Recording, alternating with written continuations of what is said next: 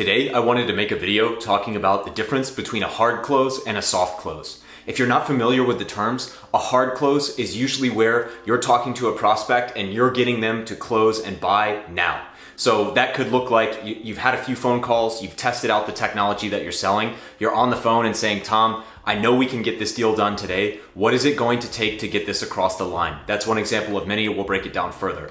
Now on the flip side is a soft close. And again, this is largely dependent on the tech that you're selling. If you're in B2B tech sales, oftentimes you may see more of a soft close approach, whereas if you're in business to consumer or you're selling a technology that really takes 1, 2, or 3 calls max to communicate the value, oftentimes there, you have to go for the hard close and get them over the line. A great example of this is with this YouTube channel. I mean, in all seriousness, an example of a hard close would be something like, to all my viewers out there, I know you've been watching multiple of my videos and you haven't liked the videos that you've seen or subscribed to my channel yet, so let's do it. There's no reason we can't do this today and get weekly education for free. Conversely, a soft close would be something like, hey, if you're watching this video and finding value, we'd appreciate it if you like and subscribe to our channel as it helps us get promoted further, and you'll also be notified when we give out our weekly free tech sales education. Subtle differences, but both trying to accomplish the same goal, and depending on your personality, you might be more inclined to respond to one versus the other. And that's on you as a salesperson to determine. And also better defining what a soft close is in the first place,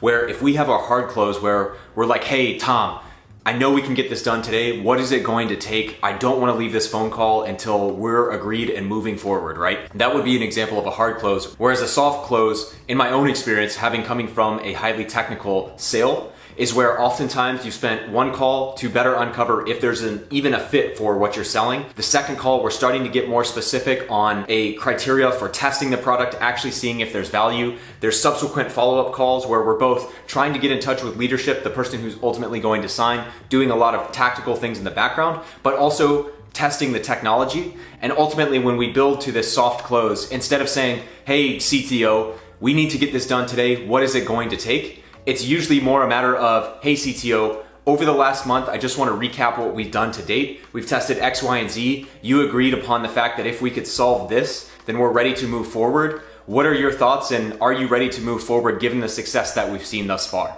And you see those are both kind of approaching the same subject, but again, depending on your style, depending on what you're selling, there may be situations where you have to go more of that hard close approach, or you might want to go softer, especially early on.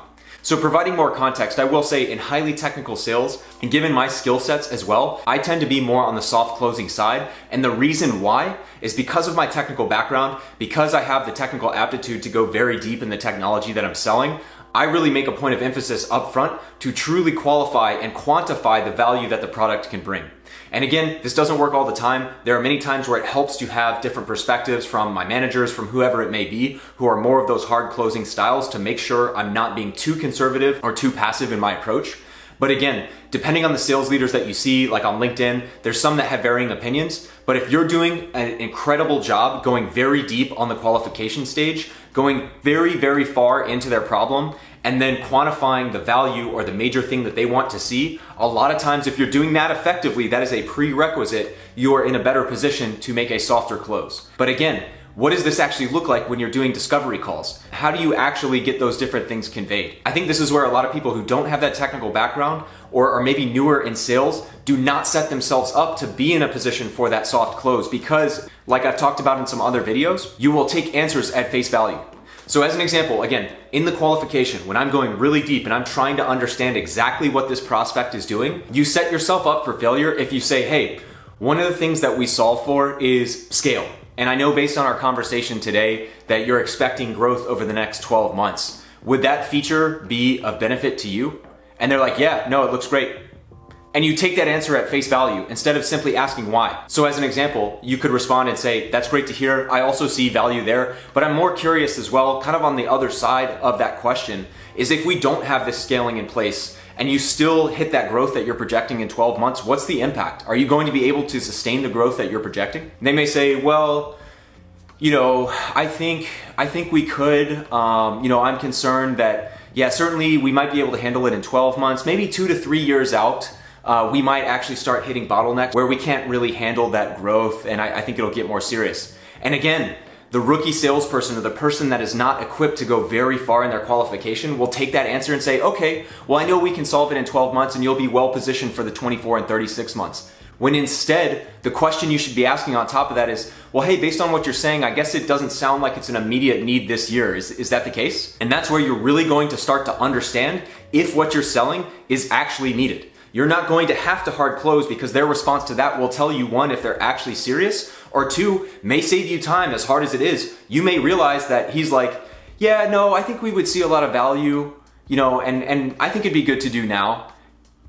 And again, they're saving us time because they're showing us now that they're not serious. And again, I'm kind of going very far down the rabbit hole now. I don't want to get too far down that example, but this is what I mean by, again, it's not that one way is right or wrong, but I will say if you are more of a hard closer, you can ask difficult questions up front, but it typically compensates for the fact that maybe you're not as technical, maybe you can't dive as deep into the exact criteria that they need. But again, on the flip side, in my case, I tend to be more of a soft closer because again, I've worked really, really hard up front to quantify and uncover if they truly need this and why they need it now. And if I've done that, and if we have success in the POC, I mean, at that point, there's really no other option than to buy, right? And so all that to say, just restating before I talk more about the hard closing techniques that you can deploy, the soft close has to be set up by extensive and rigid discovery up front. And this means not only asking great questions, that's just one part of it. It also means not taking answers at face value and diving incredibly deep into not only the customer's pains, but their motivations. And again, restating that example of if they say, yeah, I think we need this over the next 12 months or 24 months, you can't take that at face value. You've then got to ask, what happens if they don't have that in place? Ideally, based on that answer, you can take it further. Are customers going to leave your platform if you can't handle the number of users at a time? Does that impact how many people are buying your product? Whatever it may be, right? And again, if we've done that extensive discovery, now we're in a good position to really show the value throughout our POC. And at the end, where we're trying to close, trying to have people sign the dotted line, it's not a matter of, we need to do this right now, this deal's going away. It's like, you can come at it more from an executive approach of, hey, I want to tell you what we've done and recap the last month of the progress that we've made, and again, show you the value. At this point, I'm confident that we can solve, we have the data to prove it, what is going to prevent us from moving forward, or are we in a place where we're ready to sign today? There's still an ask there. It's not like a soft close is like, hey, let me know what you think. But again, we've done so much due diligence, I don't have to come into the person at the very end and say, what is it gonna take to get this done? How are we gonna do this? This deal won't last, right? Like these types of things. There's nothing wrong with a hard close, and I think there's pros and cons to both. I would say, again, restating, if you're selling a highly technical product or a B2B product to very large organizations, you can't sit there and hard close everyone on the phone like, hey, are you ready to buy today?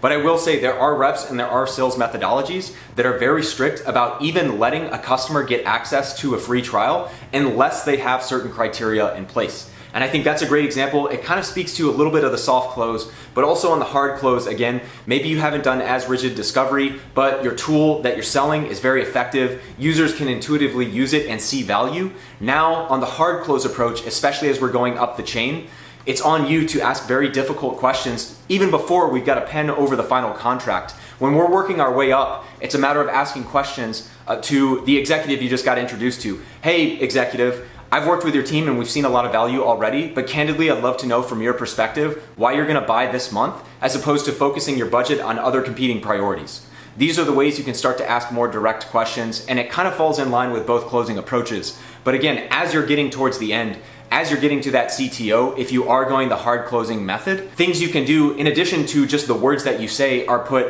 one-time offers on discountings, or maybe you could throw in like a multi-year agreement at a much more aggressive discounting rate so long as they sign by the end of the week. These are the types of tactics you can deploy in more of a hard close. And again, there's no right or wrong answer, but you also have to match it to your target customer and to the organization you're working with. If you're selling to Apple, one of the biggest companies in the world, and you come at them with a contract they have to sign by the end of the week, and you haven't proven any type of value, or it's kind of just, it's not like amazing, it hasn't solved the biggest problem that Apple has, you might not have as much leverage. Whereas on the soft close, if you've done a ton of due diligence, you've worked very hard with these engineers, you've got an entire team now of engineers that are articulating for you on your behalf, closing that deal, while again, you'll have to be a little bit aggressive to make sure it comes in a timely manner. You've built out the infrastructure internally at that company that handles a lot of that for you. There's methods within that approach in terms of enabling your prospect, etc. But that, again, if you're selling a highly technical product to a very, very large company, oftentimes you're building that soft close, and you're doing it by being very, very diligent up front and forcing the customer to articulate exactly why they need it and exactly why they're going to buy within the timeline that you need them to. The hard close in maybe a smaller organization, if you have a product that's more of a transactional sale or doesn't take a lot of legal hurdles to at least use on a small scale, at that point, the reason that you have to hard close at times is because prospects will be like, oh, this is great. And that's it. Like when you actually get them to sign, they'll be like, oh, well, my manager signs those, so I'm not exactly sure how we buy. So the point of a hard close, especially if you have something that can sell in a matter of maybe a month to 3 months max, it is definitely important at that point to be more of a hard closer, to put timelines on decisions and tie incentives to that. And also just with the people that you're talking to, really ask difficult questions up front to actually make sure that they're serious about buying. Then when it comes to close, you have to ask the tough questions. You have to be able to look a CTO or an executive in the face and say, hey, this deal and everything we've done right now, I know there's value, but candidly, I don't want this to slip because I've seen it happen time and time again. Based on everything that we've talked about, I know we're in a position to provide immediate value. What is going to stop us from signing today? And again, there's so many ways you could phrase it. There's so many different methodologies here. But the point being, again, is if you're right sizing the prospects that you're talking to, and candidly, this is going to take years of experience to get, just knowing the types of people you talk to, the ways that they interact with teams over time, you can pattern recognize and decide at the right moments when to be incredibly assertive and hard close, and also when to build and equip the teams that you're selling to position yourself for more of a soft close because the product that you're selling has shown immense value in of itself. I hate sometimes when I make these videos and I stay this high level, but that's really the important thing here, is there's no one right answer. And you have to experiment, and I would encourage you, if there's someone on your team or someone that you know that has a completely opposite approach of you and they're doing as good or better, then learn from them. Have them challenge you. Have them question the way that you're doing things. And if anything, it adds to your skill set. It doesn't mean that you have to flip over to what they're doing 100% if it's totally inauthentic, but maybe they give you that one extra question, or maybe they have that perspective that you hadn't thought of something that way before, and it gives you yet another weapon in your arsenal. So I hope that helps, and we will see you next week. Thanks.